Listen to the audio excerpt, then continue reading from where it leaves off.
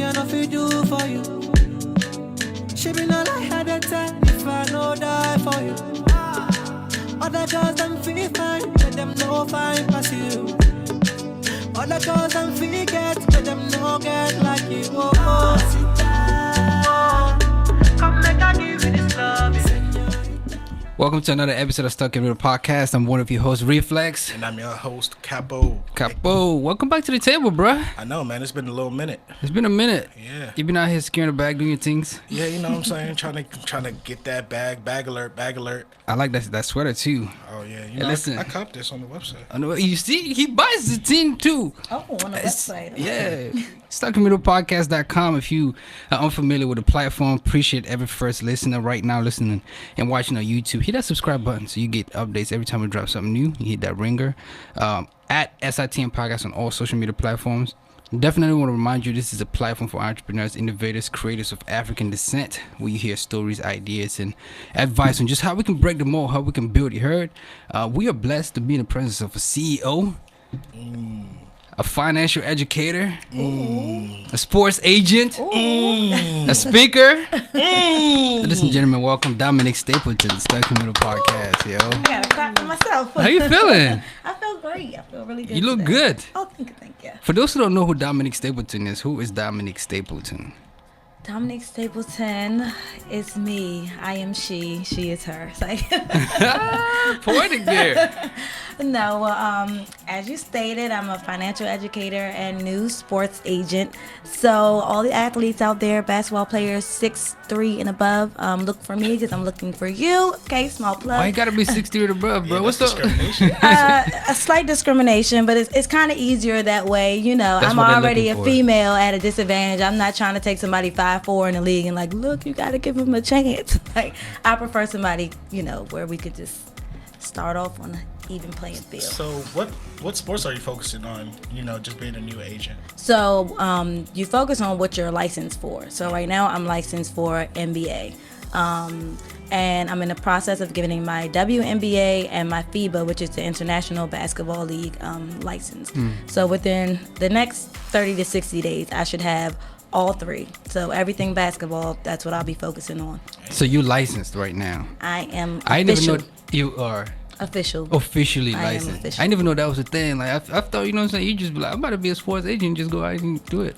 Well, it used to be like that for a while until a lot of the athletes started losing their money and getting scammed, and then the Players Association was like, okay, look, we have to have some guidelines towards this. And the test that I took, this was the second or third year that you had to do it. So when I went to take the test, there was agents that have been agents for 10 or 15 years, but they let their certificate or their dues lapse, and then they had to take the test. I met a guy who said that he failed the test last year, even though he had been an agent for a long time previously, and he had to do the test all over again. So they're just kind of cracking down on things like that and making sure that everybody that says they're an agent and goes out here to represent an athlete has the knowledge, and they can say, we did a background check on you, you haven't had any embezzlement charges before, things of that nature. Okay, so you need some sort of formal education in order to take the exam. Yes. With the NBA, you have to have at least a bachelor's degree. Now, with the NFL, you have to have a master's. The hockey and baseball, I believe it's just a bachelor's. Yeah. That's a good segue to, you know what I'm saying, take it just a little step back and get to know who Dominique Stapleton. What's your story like? I know this probably isn't just something that you went to school for. This is like new. Where you from? What's your story? You know what I'm saying? How'd you land here? Okay. Being a sports agent. So we'll take it all the way back to when I was 3. No, we won't go that far back. So basically in high school, I was the go-to person. I hung with all the guys. They were all athletes. I went to Lackey High School. Whoop, whoop, shout out to Lackey. Shout out. Charles County, we were very competitive when it came to sports. So a lot of my friends were football players, basketball players. My senior year, I did stats. I was always a cheerleader. And I kind of just helped everybody through their career. I was the one that the coach would come to and say, if they keep getting in trouble, they're not going to be able to play anymore. You need to make sure that they're in line. And I always wanted to go into law. So kind of my love for sports, I was like, okay, law, sports, I can do it. And then I realized that you had to be in school all your life and incur a lot of debt to be a lawyer. So I was like, Facts. let me find the fast way out of this. And so came agent. But I went to school overseas for a few years in Trinidad, which is where I'm from. And then from then I came back because I was kind of afraid that an international degree wouldn't be as well respected. In retrospect, now that sports are international. Are you from Trinidad? Uh-huh. Oh, okay. My mother's Trinidadian, my father's from So I St. thought you were Thomas. just like, I'm going to go to school Trinidad. Oh, no. Well, education over there is free if you're a citizen. So all you have to do is maintain good grades and you don't have to pay anything. So I paid $1,000 out of pocket. That included like books, whatever the little bit of tuition was, and exams for the entire school year, which was 2 semesters.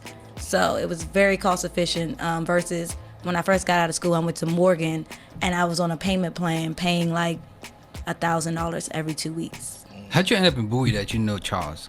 So when I came back from Trinidad, Bowie was one of the only places that would take the international credits. I had to jump through hoops for it, but they took all of my credits at 4 credits per class versus everywhere else it was like 2.5, and you have to start over this. So I sent all my information in to all the different schools, and Bowie was the one that was like, okay, you'll be here for maybe 2 years tops and you can get out. And I was like, okay, 5-year degree, whatever. I can take that over. We don't count what you did. So there goes Bowie. So when you were, when you were making the decision to become a certified sports agent, because you actually received your degree in accounting, kind of talk about your parents' influence on that. Like, how did they perceive that, especially, being one of their children? My parents are kind of like, do what makes you happy. I'm the type of person where I call my parents like when I was going to make the move to Miami. I didn't even finish college yet. I was in my last semester at Bowie, and I got a phone call from, what happened was, what was our development class? We had that professional studies where we had to be in the auditorium, and our teacher, Mr. Moore. I sure want detention. Because Charles is a little. No, it wasn't detention. No, every senior had to take it. Oh, I didn't have to take that. They must have changed that by the time I was done. Really? Yeah. Oh yeah, it was Mr. Moore, and he had a class, and it was like professional development. Like we literally broke down how much money you would need to make as an adult coming straight out of school to live a comfortable life. And then we talked about everything from sports to children and politics and the workplace. But it was a great course, and he was basically like, well, Dominique, you'll never get an accounting job in the DMV because at the time my hair was red, and he was like, you have red dreads, they're not going to respect you, you're female. I think they're still red. Yeah, they're still red. Well, now my eyebrows are red, so it's like even worse. So I was like, well, Mr. Moore, I'm going to prove you wrong. I'm going to go to Miami to this career fair, and I bet I get a job. And he was like, good luck, baby. You better wear gray or blue. And I went down there, and I wore cream the first day, and I wore black the second day. And that's how I got the job with the Orange Bowl.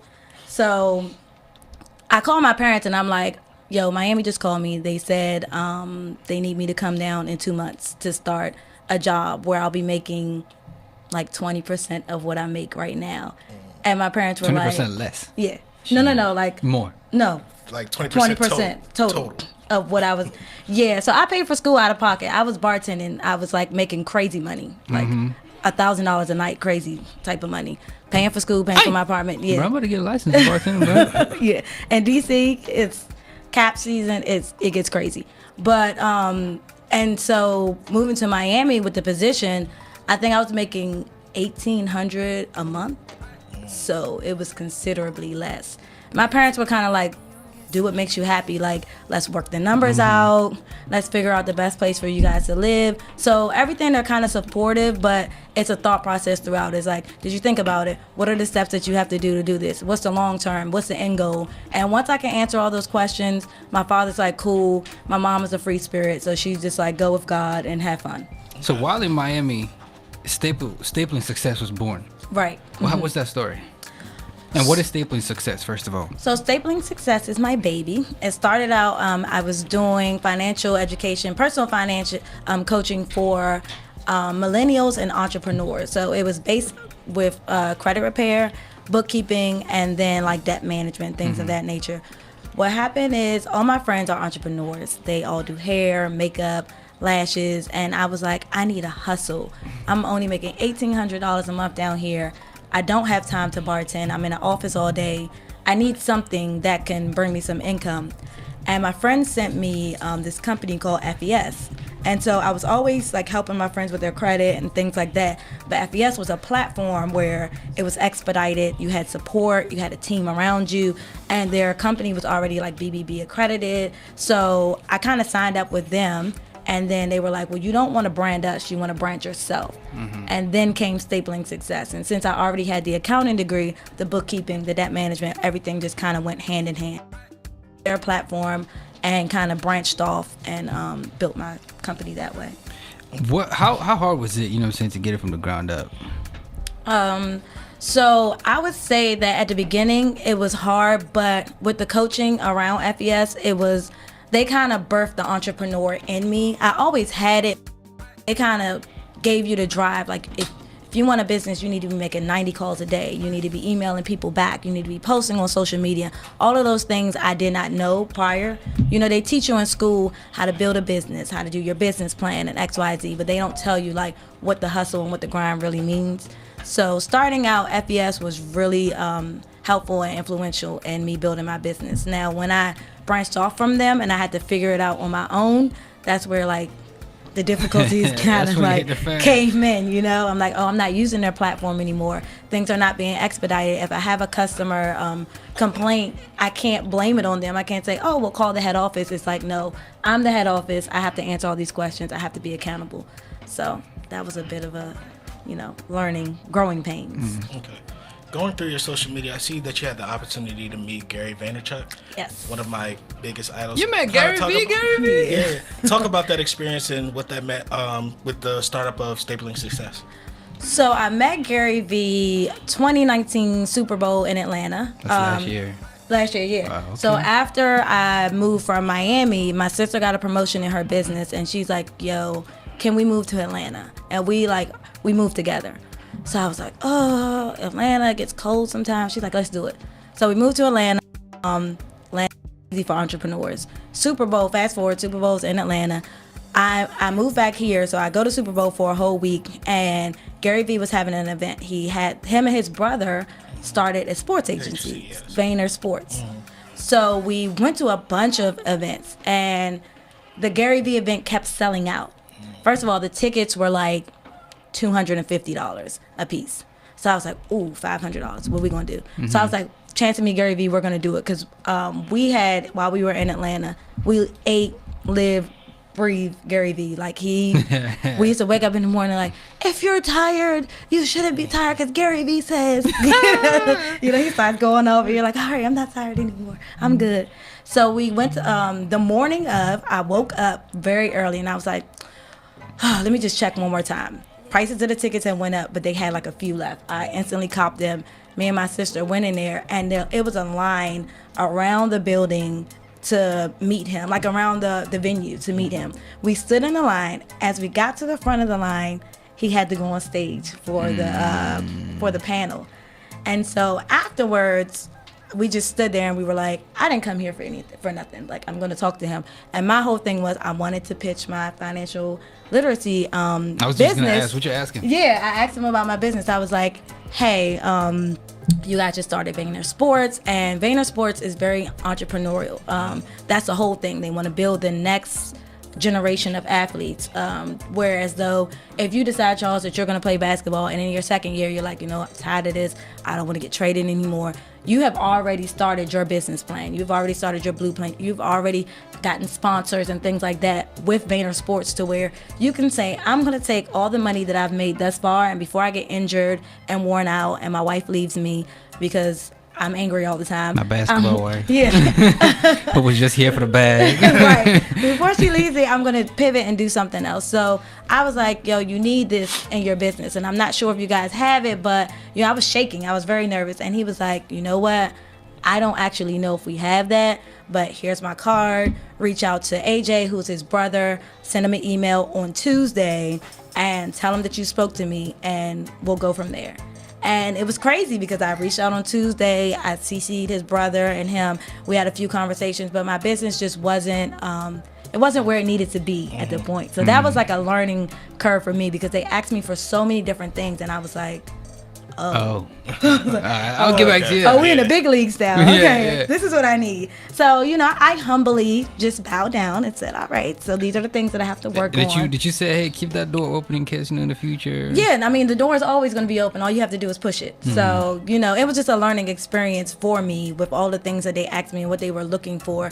And, with me now starting my sports agency, it kind of gave me a bird's eye view as to what people are actually looking for, what I need to be looking for, and the standard that I need to hold my company at. So it was a great experience. It was very motivational for you. Yes, it was amazing. And I met my other internet mentor there, David Meltzer, him and Gary Vee work very closely together. They kind of mentor, and through him I have my mentor right now, David Moreno, and he's mentoring me through this sports agent process. It's a fun time. Yeah. It's a fun time to be an agent. Yes, it definitely is. You've been on both sides of the fences as far as being an entrepreneur full time in the working world full time. What made you jump back into the working world after being an entrepreneur while still maintaining that passion? Like, I'm coming back for it's an entrepreneurship full time. I went broke. That's just the reality of it. I had my financial education business, and then I co-founded with my sister and another colleague a marketing technology company. And we were traveling. We were like working with artists. We were working with restaurants. We were doing all types of stuff. But just the money wasn't coming. We learned some hard lessons. Like, we had a guy that we were working with, and we were working for peanuts, basically. And then, like, our content gets used, and he gets on Shark Tank, and we're like, we never got paid. Like, we just had a bunch of things happen to us, all learning experiences. But we went broke in Atlanta, and I was like, I've been working since I was 14. I don't know what it feels like to be broke. And at that moment, I realized what it felt like to be broke. And I was like, I can't do this. So I moved back home. I was like, I know where to make money. Not home with my parents. I just moved back to D.C.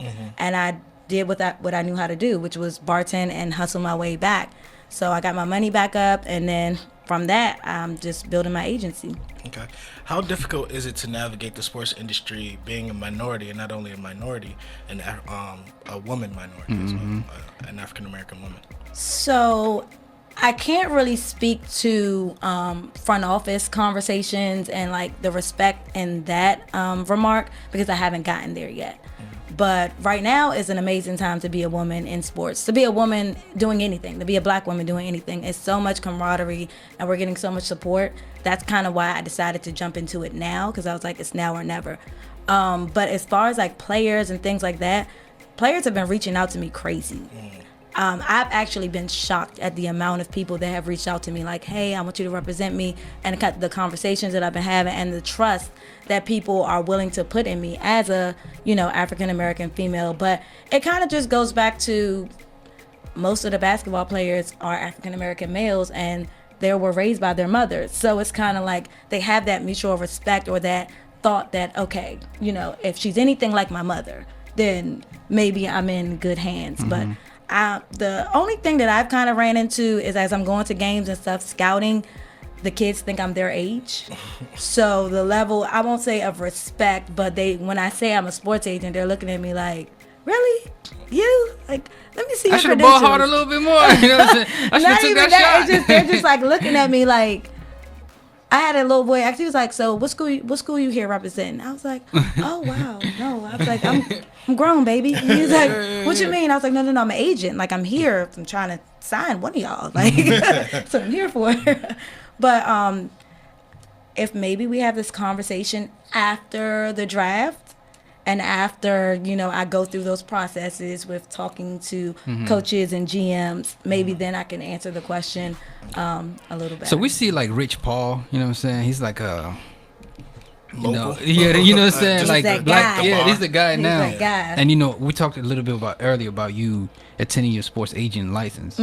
What are some steps, somebody I know, like Charles, even looking at like a field like that where it's like, I'm trying to get a sports agency. What is, in addition to that, some things that you got to do? I don't think I'm the correct person to ask this because everything that I've ever done has been unconventional. So what they teach you is that you need to get your degree, you need to get a law degree, then you need to go get an internship either at the Players Association or work with like a youth sports team. You need to build your relationships in your community. You need to shadow or be an assistant to an agent in the area. And I did none of those things. She said, screw the rules. Well, not even that. I just didn't have the opportunity to. I've reached out. When I was in Miami, I literally printed out every agent, and there's like 1,000 agents in Miami. And I emailed all of them. I got no responses at all, which was heartbreaking to me because I was like, wow, nobody, none of y'all, nobody. But it was like, okay, this is part of it. You know, at the time I was devastated, and I was like, I'm going to take a break on this agent stuff, and I'm just going to focus on my financial business. But then I moved back to D.C. and I reached out to a few, not that many, still didn't get any responses. So I'm the type of person where it's like, y'all not gonna let me through the door, I'm gonna kick through the door, I'm gonna figure it out. But social media, like I said, has been a great help because I'm learning through meeting, Gary Vee and David Meltzer. I got a mentor. And then through my financial education program, I've been meeting other people who have been like, you need to contact this person, reach out to this person. So my path has been relationship building and just being in the right place at the right time and putting myself in the right rooms. But Charles is getting his master's. Whoop, whoop. He's doing his pre-law program. He's struggling right now. He's doing, hopefully by the time Charles says, Dominique, I'm trying to jump into sports, I'll be like, you know what? You could come hang with me and we're going to do this together. Hey, you know what I'm saying? I'm always open to that. You know what I'm saying? That's what I want to do. I'm like, a lot of people ask me, why haven't you tried to work for Rock Nation or something like that? And I'm like, well, right now, I prefer ownership. I prefer to own everything that I have. So if it's going to take me 5 years to sign that big player while I build my agency, while I get trainers in-house, while I find that accountant to do that in-house, people that I actually trust and that, we're all coming up together for one goal, then I'd rather do that than to build somebody else's dream. Because this is ultimately my end goal, my dream. So I'd rather take the steps and take a little bit longer to build with people around me that I can say I trust, and we all got it from the mud. It ain't how far you go. Yep. Or fast you go. But how fast you go. Yep. A lot of people, how far you go. A lot of people don't understand that, all it takes is one athlete that's going to be that difference maker. And a lot of times with these athletes, they get a lot of false hope.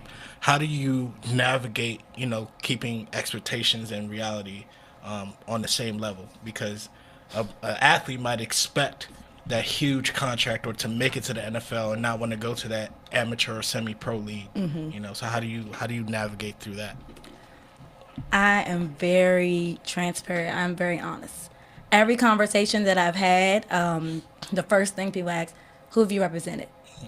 What's my plans? I had somebody text me like, are we going to have a conversation about you flying me out and taking me to the big leagues? And I was like, well, first we have to introduce ourselves and we have to set goals and we have to kind of see what the expectations are and build a plan. So I'm brutally honest, which a lot of people tell me that that's going to be my downfall. But what I've realized is every athlete isn't for me, and I'm not for most athletes. So I'm willing to just take the athletes that are realistic. I've had to have a few tough conversations, which is why I haven't signed as many people as have reached out to me, because I'm like, well, hey, you don't have any film, you don't really have any stats. The reality is you can play for a professional team overseas, but getting to the G League, getting to the NBA, only 2% really go, So I'm honest up front. In our introductory conversation, I'm like, what are your goals? Okay, what do you have? If I Google you and I can't find any information, I'm like, hey, what's going on with that? And from your answers, I'll be like, realistically, this is, I'm not, you can go and look for other people. Like, I don't even have people sign a contract right when we get off the phone. I'm like, I'll give you a week to think over the things that we talked about. I'll give people homework. Like, my first couple of conversations, I was like, well, you don't have this and this and this. So you do these things, and then we'll talk in 2 weeks, and then we'll see where you've gotten, and then if we should continue the conversation. So I'm just very honest, and if that means I won't sign a player because I'm too honest for them, that's cool. But too many people are selling kids' dreams these days, and when they get heartbroken, it's like, who's there to pick up the pieces? Nobody. So I don't want to be another person that adds to that. I want to be honest with you, and in that way, we're both clear on what to do moving forward. You're a well-rounded person in that, you also come with a lot of accounting and financial background and knowledge. And, when we talking sports, we're talking big bag. You know what I'm saying? Oh, a big bag. Big bag. Big bag. Especially now big NBA is shut down. I saw somebody tweeted, no play, no pay. Make sure. I hope y'all saved. You know what I'm saying? So when it was an NBA player who tweeted that. I forget his name. But when it comes to, I said all that and I forgot my question. When it comes to, some of the contracts and stuff like that, I heard you say in one other podcast that I'm going somewhere with this. The first thing we meet somebody, we talking credit and money. You ask them what their credit score is without even first asking their names. Is that still true? Okay, I didn't mean it that way. But as far as dating, that was the context of that conversation. That should be something that people ask about credit. But as far as my athletes go, that is something that will be required. Agent Nicole Lynn, she did her documentary with ESPN, and she said something that was amazing to me, that she puts her players through like life skills, to where she teaches them how to put on a tie. She teaches them 1 week how to send emails and the difference between a CC and a BCC. And those things were things that I never even thought about. Here I am, I'm just like, we're going to go through your credit. And my whole philosophy is I'm going to teach you and your family and your crew. I'm going to say, who's the 5 people that are close to you? How important is that, though, credit and finances for an athlete? Oh, it's so people are misled in the thought that you're an athlete, you get whatever you want.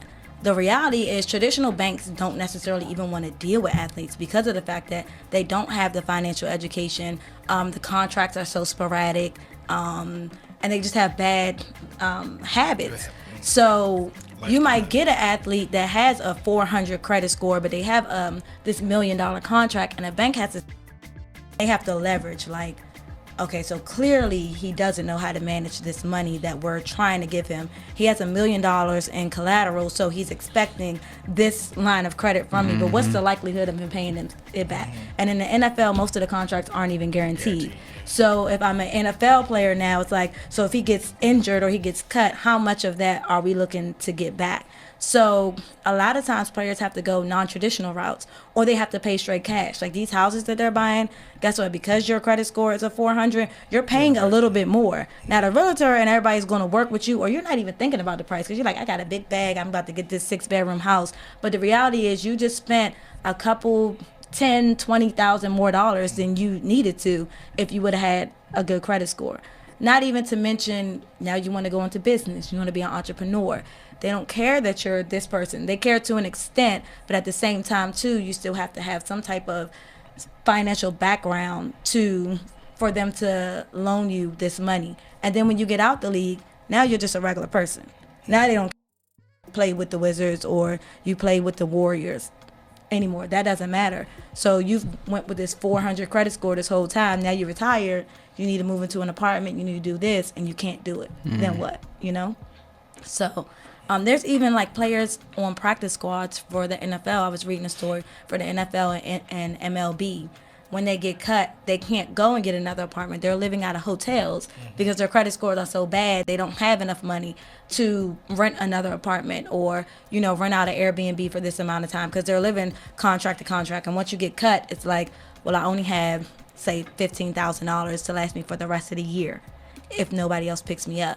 So how do I manage all of this? So finances and credit, it's actually very important, but those are the stories that they don't tell you. And most agencies kind of take care of it for you from what I hear, but them taking care of it and you actually understanding what your credit is and how it works is something totally different. So that's the difference with me. I'm going to sit you down, sit your family down, and we're going to be like, okay, this is everybody's credit scores. This is what you want to do. You want to open a hair salon. You want to start a t-shirt business. You want to open a restaurant. Okay, it's going to take this to make these things happen. So we're all going to work together so that Mr. Athlete does not have to bankroll everybody.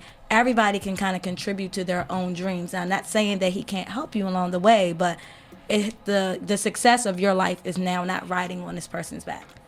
There's talk about another misconception that a lot of player agents have, right?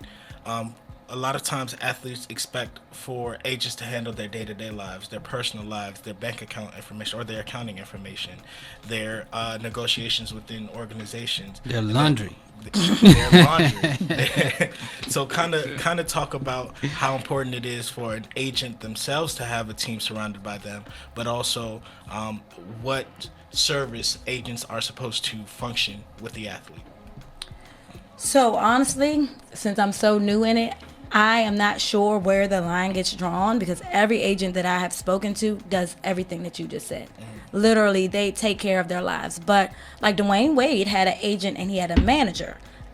Lisa Joseph, she's actually Zion's agent. And I met her when I was in Miami.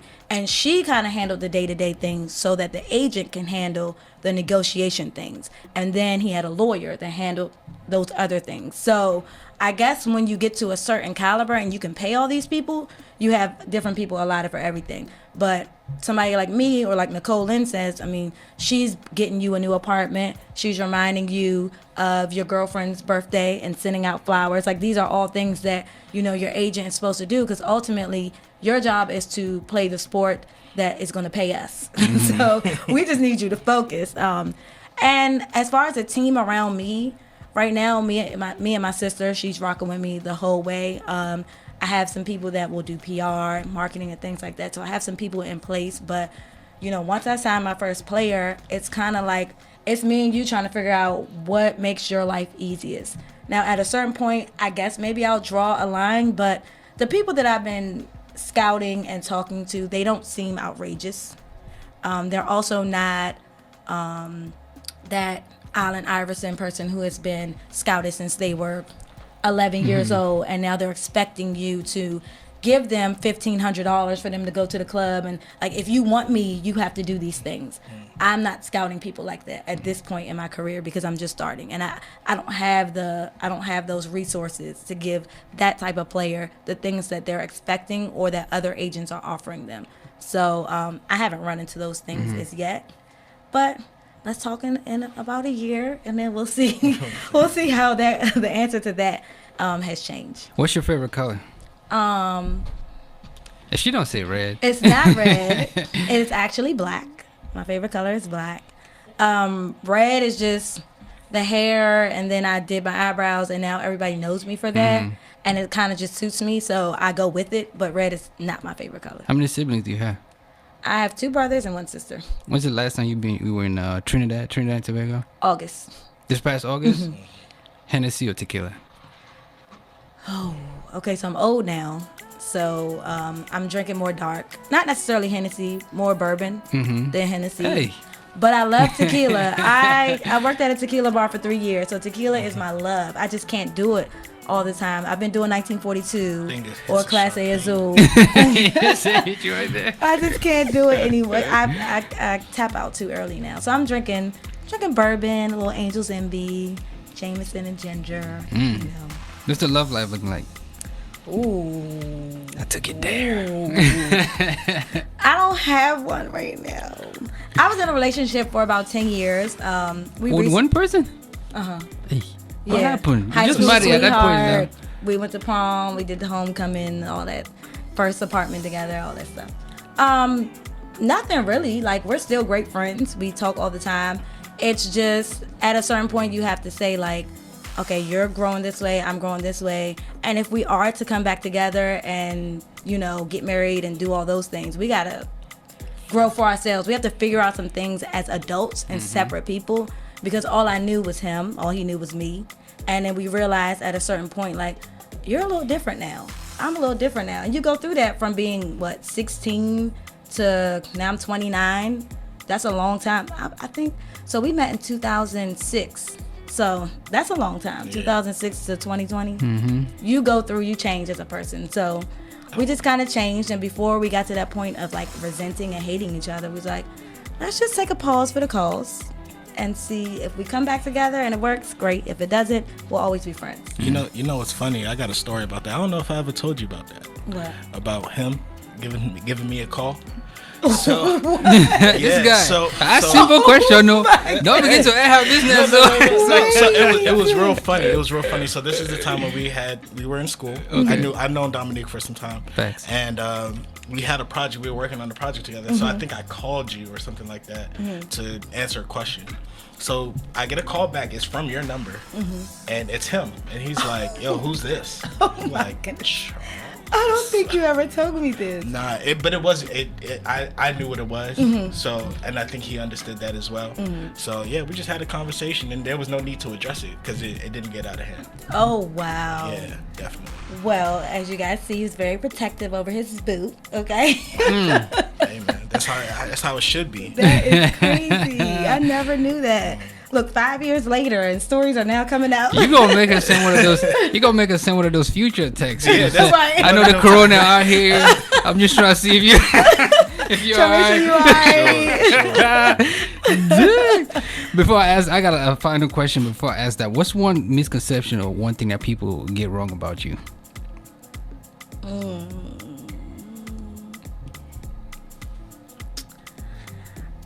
I don't know. Maybe that I have an attitude, or like I'm like a spicy person just from the way that I come off. No, I don't think so. I think people are scared to approach you. Yeah, I get Successful that a black lot. woman. Yeah. But I'm like the funniest, goofiest, like laid back person in the world. So I have had a lot of people in the past few years tell me that I'm very unapproachable, which is weird for me. I'm like, me of all people? But I think the reason why that is because you're by yourself. You're kind of quiet. You're not really. I think you open up once you get to really know people. Yeah, because in school I didn't talk at all. Yeah, At all. Yeah. Until at all. I might raise my hand and answer something, but I was like, by the time I got to Bowie, I was just over school because focused trying to get out. Yeah, well, the thing is, in Trinidad, you do core classes. You don't have to do like prerequisites and all that. Yeah. What do they call it? Alternatives? Gen eds or well, even gen like you or didn't have to do specific- gym or like forgot what philosophy or any of that. Like it was like straight to the point. So when I got to Bowie, I was a junior and I was in classes with freshmen because I didn't have any general education. So I had to like take all the nonsense classes, and I'm just sitting there like, and these kids are crying over boyfriends, and I'm just like, at this point, I'm an adult. I have an apartment. Like, you know what I'm saying? Y'all talking about a dorm and your mother paying for your tuition. I'm paying for this out of pocket. So by the time I was just kind of like, and I wish I would have built more relationships and cultivated more, because now I see, you see Bowie alumni and they're like, oh, you came out in this class. Like, who do you know? And I'm like, Nobody. Nobody. Even going back for homecoming, I'm there and I'm like, Mo, that's my sister. I'm like, Mo, you got to come with me because I don't know anybody. Like, I'm going as an alumni, but it's just me. But I think I've retired homecoming. I ain't been in my I ain't been in my school. It's We had Roddy Rich in my school this year, but I ain't even What go, school bro. did you go to? UMES. So you might know my sister. She went to UMES. Oh, okay, what year did you graduate? I graduated 2010. Okay, No, but- 14. I don't know, bro. She graduated 14. Okay, yeah, I graduated 14. Yeah. She ran for like Mrs. UMES, Dominique Stapleton. I'm bad with names. Show me a Okay. picture and I guarantee you I know Yeah, her. you probably do know. She was like everything on the campus. She was an RA and all that other craziness. Okay. But yeah. Dang, yeah, I probably And know she that. makes me realize like I did not live the traditional college experience. That's okay. Because she had so many memories, and like school really taught her a lot of life skills that when I was in Trinidad, I lived with my family. I was quiet in school too because I was the Yankee. So everything was make the Yankee read, make the Yankee answer the question. How'd y'all do it in America? So I was like the frog, the poker, see what she says.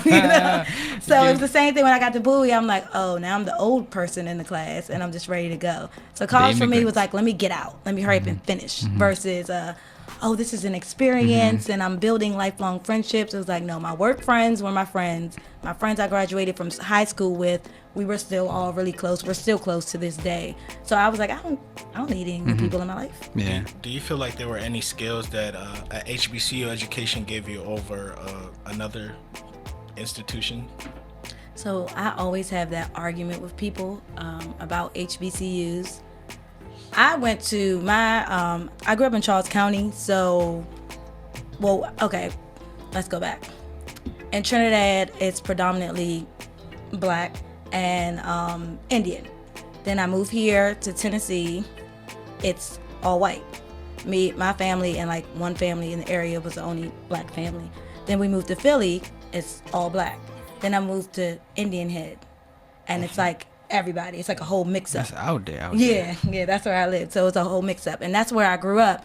So I've always had that like mixed experience, I think, and I think that people who grow up in predominantly black neighborhoods should not go to HBCUs, because they come out and it's just, you don't know how to maneuver in a white world. It's a culture shock. It's a culture shock, and it shouldn't be. And it was never like that for me. Now, Bowie, for me, one thing was, with growing up with Caribbean parents and us being immigrants, it was never be better than the white people or anything like that. It was like, be better than everybody, because you're first generation. So you have to start the roots in this country, and everybody's going to look at you different because you're not from here. So it was a different conversation versus some of my friends. Our family is preaching, you got to work 10 times harder than the white man to get what you need. That wasn't the conversation I had. So when I went into Bowie, and that is kind of like the rhetoric and the teaching at a HBCU, I used to be like, so what's going to happen when you get out and you have to maneuver in a white world? Yeah, definitely. And I don't think that HBCUs set you up in a positive light. I think they show us the negative parts of it. Like, this is what they did to us. This is what they're going to do. They're going to target you, instead of being like, okay, your white counterparts, they don't like straightforward communication. They like to beat around the bush. So you have to learn how to beat around the bush, you know? And it's not necessarily a bad thing, but this is how they were raised. This is how you were raised. Whereas people that went to other schools, like my friend, he went to Ohio, and he can run with the best of them, because he's grown up in an African-American house where his family has taught him the culture, but he went to a white school, so he knows their culture, and he's like Mr. Beer Pong King and everything, like, and he can, you know, now he's like excelling in life because he's had those skills and he's had to live around them and understand white culture. So people get upset with me for saying that, but that's just my perspective on it. We're running short with time, but I want you to answer this real quick. Probably gonna have you write a whole blog about this, so we can have a conversation about this. But we speak to a lot of entrepreneurs here on this platform, like yourself. So just speak about, business. What kind of credit line one should have to obtain business credit, or what I'm saying, like that whole notion of, or even building business credit. So misconception is that business credit and personal credit are the same thing. They're two totally different things, and although starting out you should have good credit to obtain business credit, it will help you. A 700 or more, or even a 650 or more, you can get hard money loans, which they have higher interest rates, but you will get approved faster than a traditional bank loan for your business. But building business credit is really just establishing your business as really legal. So you need to have your LLC, you need to have a website, you need to have a separate phone number. I even read the other day that you should have a 1-800 number for your business. You need to have it registered with the white pages, and people are like, nobody uses the white pages. But these companies, when they Google you, they need to see that this is registered somewhere that holds weight, not just Instagram or Facebook. But you need a social media platform for your business, and then you need to register with Duns and Bradstreet. And that is a whole separate credit reporting agency for business credit. Equifax has one too, and I believe Experian has one. But Duns and Bradstreet is the biggest one. So once you register with them, what you should do is start getting things from like Staples and Best Buy. Register for a business account with them, and even Quill is a company. And 90% of the time, like us, if your business is registered for the podcast, right? We're doing all podcasts. You don't necessarily need a bunch of paper and water and things like that, but you're gonna have to spend a little money to get the things you need. So go to Quill, I'll be keeping all them receipts. Order $400 worth of stuff, pay it off early or on time, and that will start building your credit. Then from there, you can go to Staples, because Staples, I don't think they let you open a business account off the whim. Like, you have to have had some type of business credit before you can do that. So then you move on to Staples, and you open another line of credit, and businesses like Staples. Then from there, your bank will start letting you get a business credit card. Now, when we were in Atlanta, we opened our business account using our EIN number with our LLC, and we started depositing money in there and having separate transactions, but they would not give us a business credit card because they wanted our personal credit to guarantee it. And at that time, we didn't have the personal credit for it, but they were going to let us get a secured card. The thing with business secured cards is you have to have at least $1,000 to put up to open that secured business card. So a lot of startups don't even have that money. So it's like, I tell people take little and live long. You know, go through the steps. It'll take you like 6 to 8 months to really establish a decent business profile.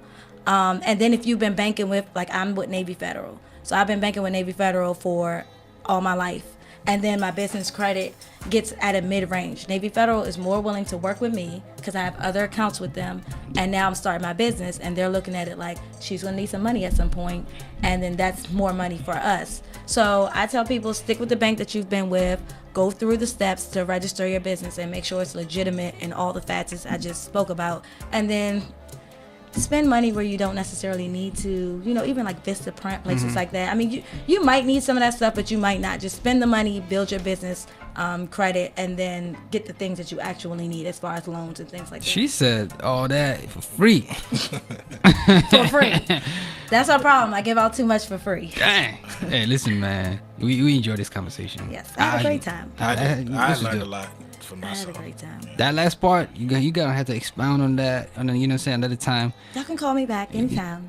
Appreciate that. I'm gonna hold you to it. I'll be here. All right. All right now. Dominique Stapleton in the building, Stuck Middle Podcast. Appreciate you coming kicking it with us. Thank you. If you enjoyed what you heard and watched, hit up that subscribe button and the ringer, get updates every time we drop something new. So Charles, bro, what you got going on today, man? Hey man, we making moves out here. Shout out to our good friend, Kelly Nash. What's going on, Kelly? Yeah. You know what I'm saying? Yeah. We out here. We out here doing that. Schooling. Getting the bag. Getting the bag. You know what I'm saying? Hanging out. I'm hanging out. Hey man, don't be It's hanging a out too weekend. much, bro. It's allowed. It's that crow out here, bro. You got, you know what I'm saying? Hope you got your Why are people buying toilet tissue? I think Like, we gotta buy vitamins and No, my mother told me that she heard on the news somewhere that they burned a big shipment of toilet paper that was coming from China. So in a few months, there might be a shortage and prices might go up. That's just that's what she told me. I went and bought a little bit more that's a toilet few paper. months. See, that's why you I'm gotta talking get about the it now. 2-ply. You know, Get the 2-ply. Use 3 sheets. I don't know what So you've been you doing, counting- bro. you counting I don't the know what sheets? you've been doing. You bro. counting? Like 3 sheets, that's 2-ply. a little bit much to be counting toilet paper now. Hey man, you said there's gonna be a shortage. I just want to make sure I'm able to wipe my butt. Well, that's what I'm saying. That's why everybody buying a lot now. So I mean, the shortage probably won't come till like May or something like that. But That's hot. That's when it's hot. You're gonna have hot. Ooh. You know what? We need to be. I don't know what you've been doing. You probably out here spreading that railroad. You know what I'm saying? Kuru. It's like, nah. Hey man, y'all stay safe. Wash your hands. Wash your Appreciate hands. you coming through in the midst of all this. You know what I'm saying? People finding their, quarantine bay and all that stuff. But, Quarantine bay. it's real out here, fam. That's a thing. Listen, Stuck in the podcast. Hit that SITMpodcast.com if you want to shop merch /store. SITMpodcast.com if you want to write a blog /blog. Dominique about to write one. I just put it on her lap. You know what I'm saying? She don't even know it. But yeah, this Stuck in the podcast. I'm Reflex. And I'm Sir Charles. And we out.